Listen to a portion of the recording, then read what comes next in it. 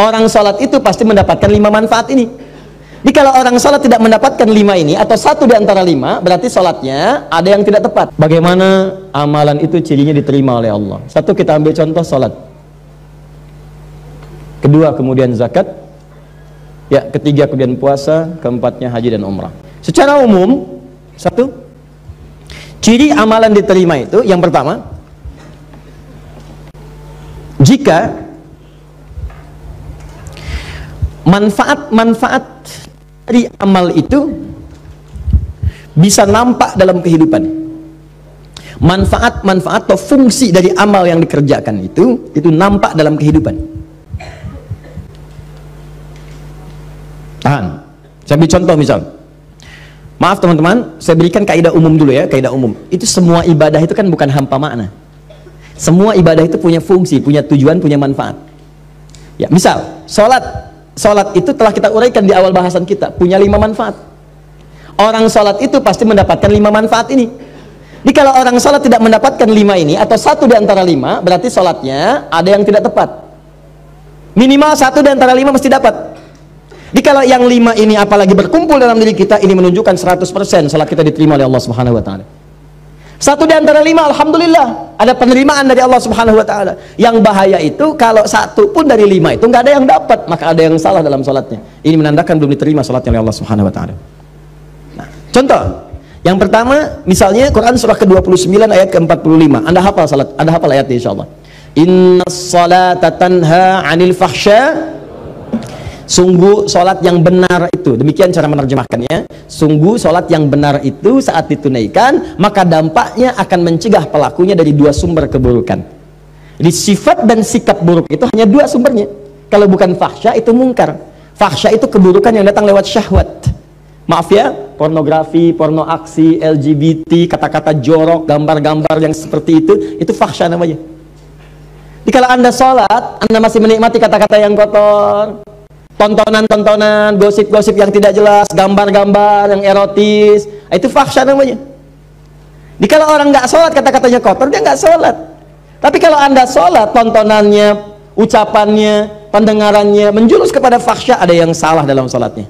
Ada yang salah. LGBT, yuk saya ajak Anda sadar lah, yuk, ayo sadar, kembali. Kita doakan, kita bantu, jadi manusia yang baik. Ya, jadi manusia yang baik, kita dorong jadi baik. Sayang itu artinya memberikan perhatian supaya sama-sama punya level kebaikan. Jadi kalau merasa kurang baik, jangan dipertahankan keburukan itu. Maaf ya, cuman setan yang mempertahankan keburukan. Karena beda manusia dengan setan, setan salah, nggak kenal benar. Karena itu setan salah, nggak mau tobat. Kalau manusia itu salah dan tobat. Jadi kalau ada manusia salah nggak mau tobat, patut dipertanyakan dia manusia apa bukan.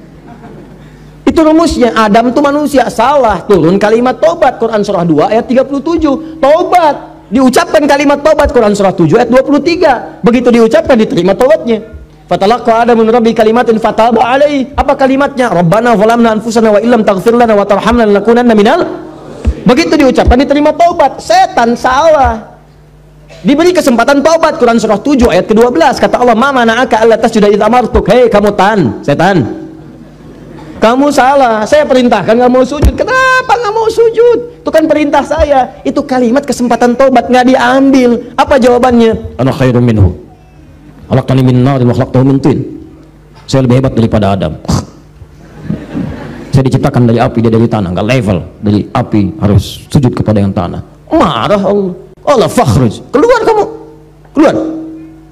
Nah, jadi setan itu diminta tobat, diajak baik, nggak mau. Kalau manusia itu beda, diajak baik jadi baik. Ya, jadi kalau Anda misalnya mendapati keluarga, teman, kawan, kemudian dia salah, diajak untuk jadi baik, nggak mau, itu tandanya bukan. Tandanya dia sedang dipengaruhi oleh setan. Bukan tandanya dia setan. Ibu punya suami, diajak baik, papa jadi baik dong pak. Mama ini ngajarin papa, setan. Bukan. Ada pengaruh di situ. Jelas ya? Balik sini. Jadi orang sholat itu pasti menjauh dari perbuatan fahsya, mungkar, keburukan yang diingkari oleh hati kita. Sumbernya nafsu perut dengan akal. Nafsu perut itu maaf, materi, mencuri, nafsu perut tuh, korupsi, kolusi, menipu. Nggak ada orang sholat nipu. Mustahil. Ini yang paling aneh, orang sholat dia ikut sholat baru takbir keluar mencuri. Wudu, habis wudunya apa? Apa kabar? Dipakai juga. Sholat takbir, begitu takbir khusyuk kelihatan. Rakaat pertama mundur, tas orang diambil. Ada yang mundur, kotak infak di bawah. Ada yang salah. Mustahil. Orang sholat itu kalau habis sholat dia ingat Allah. Kalau orang ingat Allah mustahil bermaksiat. Quran surah 4 ayat 103. Fa idza qadaitumus salata fadhkurullah. Kalau salat kamu selesai, kamu akan ingat Allah. Jadi kalau orang ingat Allah nggak akan maksiat. Anda selesai salat, pergi ke kantor, ya di musola, pulang ba'da salat, kembali ke pekerjaan. Maka saat bekerja nggak mungkin maksiat. Nggak mungkin, mustahil. Nggak ada tangan mudah menggerakkan, angka bertambah, tanda tangan kwitansi dinambah, cek kosong diisi nggak benar, broker macam-macam. Itu mustahil orang salat demikian. Mustahil. Datang duduk, datang orang, Pak ini Pak, tanda tangan, mudah aja nggak ada. Dia akan lihat, Allah salah ini. Maaf Mas, saya malu dengan Allah. Kenapa? Tangan saya ini baru dipakai tahiyat, masa kemudian digunakan maksiat? Jari saya jadi tahiyat, nggak akan dipakai untuk maksiat. Silakan ambil. Begitu Anda katakan, itu diceritakan pahala oleh Allah, pahala. Dan ingat ya, pahala itu bukan cuma lahir dalam perintah, tapi larangan. Ketika Anda dikerjakan itu dapat pahala, segera berdoa, ya Allah, mohon pertahankan keluarga saya dari perbuatan maksiat, jauhkan dari godaan setan. Jelas ya? Kembalikan. Nah ini cirinya. Jadi fahsya mungkar hilang. Nah jadi kalau selama ini Anda ibadah, ciri itu tidak ada yang salah. Zakat, saya cepat. Zakat itu ciri penerimaannya jika ada perasaan dalam hati kita sudah tidak loba lagi dengan harta. Ya, tidak loba dengan harta. Suka senang berbagi, lebih tepat guna, lebih proporsional, lebih punya visi. Allah kasih saya kebutuhan, ya Allah terima kasih, sebulan 50 juta, ternyata kebutuhan saya cuma 30 juta. Dia evaluasi, berarti yang 20 juta itu bekal saya ke surga. Maka turunlah Quran surah ke-28 ayat 77, paling kiri sebelah bawah. Wabtaghi fima atakallahu daral akhirah wa la tansa nasibaka minad dunya. Kata Allah, hei fulan, saya titipkan harta buat ngejar ke surga, karena amalan kamu itu nggak sama dengan dia. Dia itu kelihatannya sedikit, tapi malamnya bisa tahajud, siangnya bisa puasa, baca Quran sudah banyak, hafal Quran di dalam jiwanya, dalam kepalanya. Kamu ini saya berikan harta lebih, karena tahajud gak bangun-bangun, baca Quran belum mampu, hafal Quran pun di luar kepala, masih di luar, belum masuk. Saya berikan tambahan harta supaya nyusul amalan dia, diberikanlah harta berlimpah. Masuk, dipakai. Makanya ketika kalimat itu turun, kalimat Qur'annya wabtaghi fima atakallahu daral akhirat, cari negeri akhirat dengan harta itu. Sedekah, infak. Makanya orang-orang yang telah lulus ujian dengan harta itu, jadi orientasi mengejar peningkatan omsetnya itu untuk jadi akhirat, Bu, Pak. Betul, bagaimana bisa zakat kalau nggak ada uangnya? Bagaimana bisa sedekah kalau nggak ada uangnya? Setiap kita punya peluang, teman-teman, kalau bisa ya punya visi. Saya juga berusaha sama, walaupun cuma 3.000 misalnya, berusaha jadi uang tambahan 3.000 supaya bisa infak. Bagi 3.000, bagi dalam sebulan, sehari 100 nggak apa-apa, sehari 100. Dan ikhlas tuh nggak usah pamer sama orang. Mau ngasih ke kotak infak cuma 100, nggak apa-apa, ikhlas, nggak usah pamer. Ya begitu dimasukin dalam Jumatan misalnya kan, bagaimana caranya supaya tidak terdengar oleh orang lain, ikhlas. Lega. Masuk. Nggak apa-apa, Allah nggak akan lihat kok nilainya. Berdasar keikhlasannya diberikan apa yang mungkin orang lain tidak dapatkan itu. Jelas ya? Teruskan kemudian, maaf, puasa cirinya peningkatan takwa, la'allakum tattaqun. Itu sudah saya jelaskan. Kemudian haji dan umrah cirinya, ini yang sudah haji, maaf sekali. Kalau sudah haji berarti insya Allah ahli surga. Ya, kalau syarat-syarat diterimanya ibadah itu nampak dalam diri kita. Apa syaratnya itu? Disebut dengan birrun namanya. Birrun itu sifat baik yang muncul setelah yang jeleknya hilang. Makanya Anda dalam haji dan umrah, terutama haji, kan itu menghilangkan sifat buruk.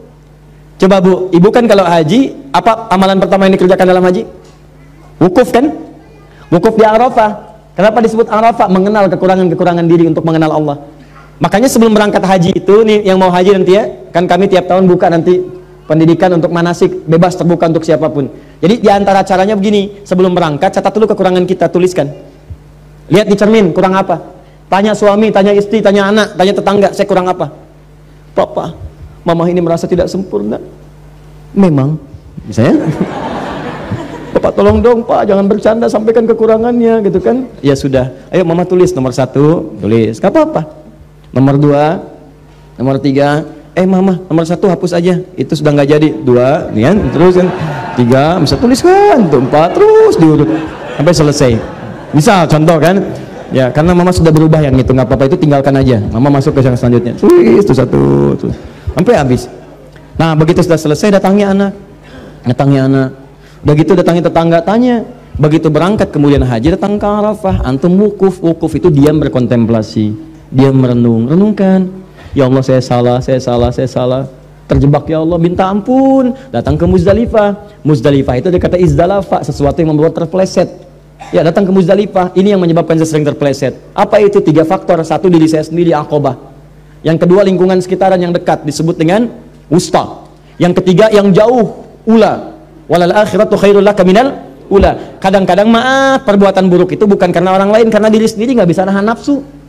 Teman lewat, nggak negor kita marah, bukan karena dia nggak negornya, karena Anda tidak bisa menahan amarah Anda. Kalau Anda bisa tahan, enak, husnudzon, oh mungkin dia sedang buru-buru, atau mungkin sedang sakit gigi. Ya, besok dia lewat, kita sapa, dia nggak nyapa, kita sapa. Jeng, apa kabar? Iya, maaf kemarin saya nggak nyapa. Saya sedang buru-buru, aduh mohon maaf ya. Nah nggak apa-apa, tapi saya takut nanti disebut nggak sopan. Nggak apa-apa, biasa aja. Aduh kau baik amat, si amat aja nggak baik gitu ya misalnya. Nah, jadi enak gitu, ada hubungan yang nyaman, jalan, lihat lagi ya. Ada faktornya itu dirinya bagus, cuma lingkaran sekitaran nggak bagus. Bapak bagus, istri kurang pengertian, repot. Papa kan bupati, Pak. Membayangkan, kebayang enggak? Enggak mah. Coba lihat, tuh camat aja Pak Si Hasan, mobilnya udah Alphard. Masa papa yang bupati masih Innova? Terus keluar kalimat itu, tiap hari itu keluar. Apalagi yang istri camat tadi sering posting di Alphard, gitu kan. Keluar, besok ya sudah terpaksa beli lagi gitu kan Alphard dengan merek yang baru. Keluar, pekan depannya KPK datang. Lihat, kadang lingkungan sekitar ada Pak, bayangkan karir suami habis karena pengaruh pasangan, atau istri yang baik punya suami yang kurang bagus. Kan ada orang yang sudah berhasil ya, from $1 to $1 billion company, modal $1 dia menghasilkan jutaan dolar untung, cuman karirnya hancur gara-gara pasangan hidup. Sama istri bagus, berhijab bagus, indah, punya pasangan kurang baik. Mama, papa ada family gathering, nanti kita akan bersama mereka. Tolong mama copot dulu ya jilbabnya. Nggak ada yang berjilbab mah, nggak enak sama yang lain. Tuh apa? Katakan dengan yang lembut, Pak, pekerjaan itu sudah diatur, ajal kita juga kurang jelas, Pak. Mungkin di pertengahan kita wafat. Ini kerudung sudah dipakai 30 tahun, amanat mama almarhumah.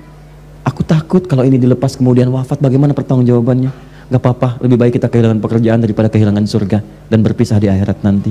Wah, catat. Itu indah. Daripada lu apa-apa marah. Apa? Marah. Jelas ya? Atau ulah, maaf, istri baik, suami baik, diri baik, cuman orang-orang jauh yang baru dikenal memberikan pengaruh yang tidak baik. Pindah tugas. Begitu pindah tugas ketemu orang-orang gak baik, baru datang sudah dibawa ke arah pencolongan, pencurian, pemalingan dan sebagainya. Itu yang membuat tidak baik. Nyampe ke sana lempar, begitu nyampe Aqabah, bismillahirrahmanirrahim, lontar. Wusta, lontar. Ula, lontar. Begitu dilontar hilang. Pulang ke tanah air jadi baik. Ya mabrur, baik. Yang merubah yang jelek disebut dengan birun, jeleknya hilang, baiknya muncul. Maaf, marah hilang, sabar muncul. Sombong hilang, tawadhu muncul. Muncul yang baik, hilang yang jeleknya, birun. Melekat dalam diri. Kalau melekat pada diri seseorang disebut mabrur namanya. Mabrur. Maka muncul istilah haji mabrur. Haji mabrur itu bukan haji yang diterima, tapi haji yang bisa merubah perilaku orang itu dari buruk menjadi baik. Makanya orang Arab menyebut haji sifatnya dari kalimat Nabi, haji mabrur. Lekatkan mabrurnya, maksudnya begini, Pak Haji, bukan gelar, karena tidak ada ibadah yang melahirkan gelar. Apa ada kemudian Bapak Hasan sholat, kemudian misalnya infak, misalnya haji, lalu dapat gelar SHI, sholat, haji, infak, kan nggak ada. Saya belum pernah dengar ada orang sholat sebelum Bapak sholat, Ustadz sholat, ada hidayat, nggak ada. Silakan cek, nggak ada, biasa saja. Haji pun bukan gelar, haji itu pengingat dari kalimat hajjul mabrur laisa lahul jazaa illal jannah. Haji yang bisa merubah seseorang jadi baik, nggak ada pahala padanya kecuali surga. Maka ketika dia selesai haji, orang Arab mengatakan pada orang yang kadang-kadang kurang komitmen, baru datang ke imigrasi sudah marah-marah, mana koper saya nih, ini dasar Arab, dasar ontak, dasar begini, keluar kalimat yang gak bagus. Kata orang Arab, Pak Haji, maksudnya Bapak sudah haji. Jangan keluar lagi kalimat itu, jangan gadaikan surga dengan maksiat yang kemudian tidak seharusnya muncul.